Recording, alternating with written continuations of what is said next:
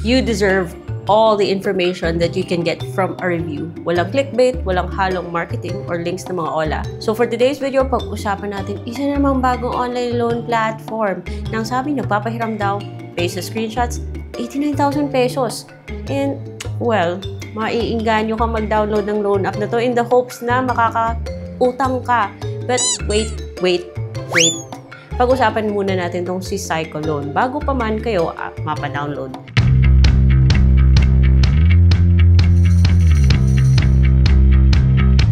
Hello everyone! Welcome back to my channel. It's Ate Red here, the original utang queen. And isa namang utang app yung pag-uusapan natin. Siyempre, hindi naman kasi pwede na basta nyo na lang i-download dahil may nagsasabing legit, may nag-clickbait, or bibigyan kayo ng option na magda-download kayo through their links. Kailangan nyo ng tamang expectations.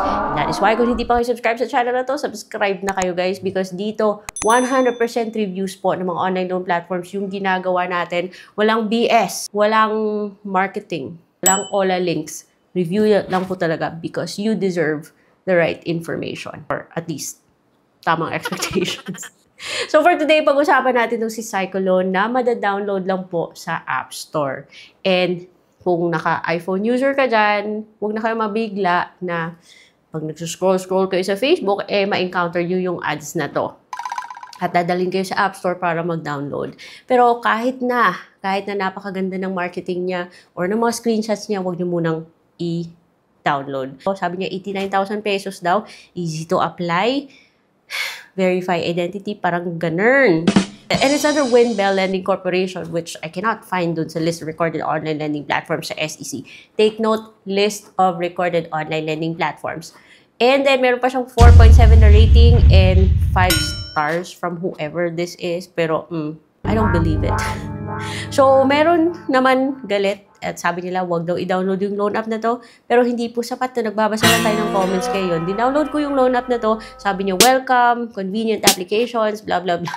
Stuff like that. So, hingi po siya ng permission na i-track yung activities mo. But of course, dininay ko yun.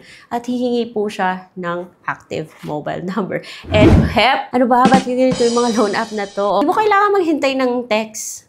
Kaagad lang siya, pag-click mo ng resend, lalabas yung OTP doon na mismo sa app. Magpo-float. Ibang klase din siya. So, nilagay ko yung ganitong OTP at nakapasok ako. And from 89,000, naging 75,000. Oh, magic. And then, i-click mo yung go to apply. Tapos, hihingi yung location mo. And syempre, kailangan mo i-allow kung gusto mo magpatuloy. Huwag ka mag-expect na big loan amount ka kaagad.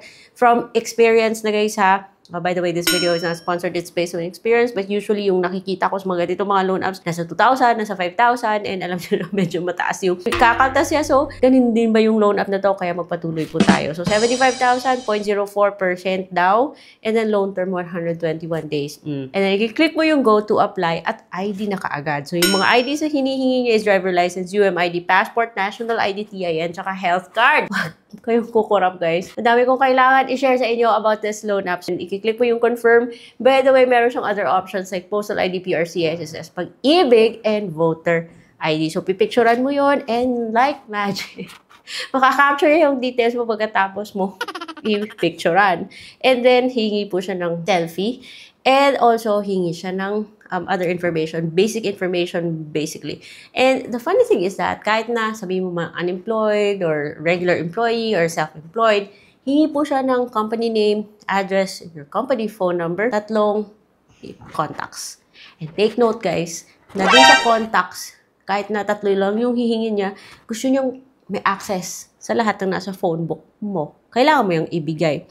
But that's not the alarming part pa ha. So, the mga alarming part is that I tried to put my GrabPay. Kasi alam nyo guys, yung GrabPay ko, konti lang yung transactions doon. So, just in case may pumasok, malalaman ko kaagad kung saan galing to, kung sa loan app to or whatnot.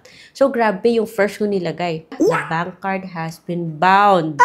Okay, ito na nga sinasabi ko guys na parang ayoko nang maniwala sa mga delete account na yan sa mga loan apps na nawawala. Tapos bumabalik sa Play Store, sa App Store. Dahil yun, the bank card has been bound. Anong loan app na naman to?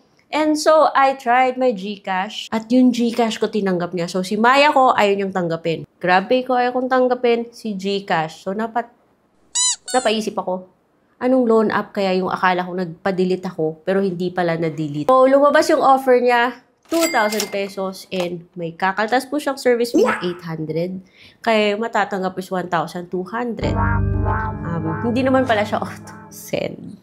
Pero kung i-click mo yung go to apply, hingi po siya ng rating. Kaya pala ang daming nagbibigay sa kanya ng mataas na rating kasi baka umaasa sila na kung bibigyan mo siya ng mataas na rating, ma-approve ka. Click ko lang submit, ayun, under review na daw. Kala mo buo. Pero kanina, napakita niya na 1-2 lang yung matatanggap. So kung i-go mo at kung na-approve ka, 1-2 lang yung matatanggap mo. Question, i-go mo pa rin ba o hindi? Ako naman, gino ko, gusto malaman kung matatanggap ko ba yung 1,200 na yan. Napasilip ulit ako dun sa dashboard. Di ba kanina, blank yan. Nung meron siyang 75,000, di ba?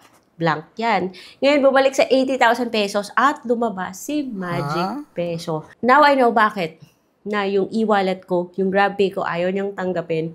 Yung Maya ko, ayaw niya rin tanggapin. Akala ko, ano ba, Magic Peso? Akala ko ba, nagpa-delete na ako ng account? Ano ba to? Tapos meron pang Get Cash. Sinilip ko lang, guys, na submit. Reviewing dalawa. So, 2-in-1 siya, guys.